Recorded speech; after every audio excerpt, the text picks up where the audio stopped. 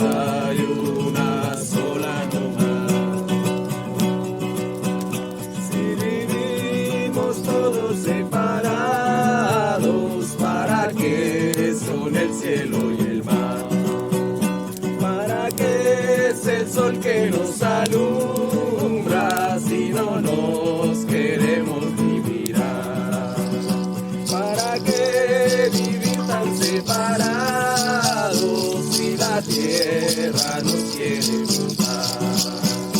Si este mundo es uno y para todos, todos juntos vamos a vivir. Todos juntos vamos a vivir. Tantas penas que nos van llevando a todos al final.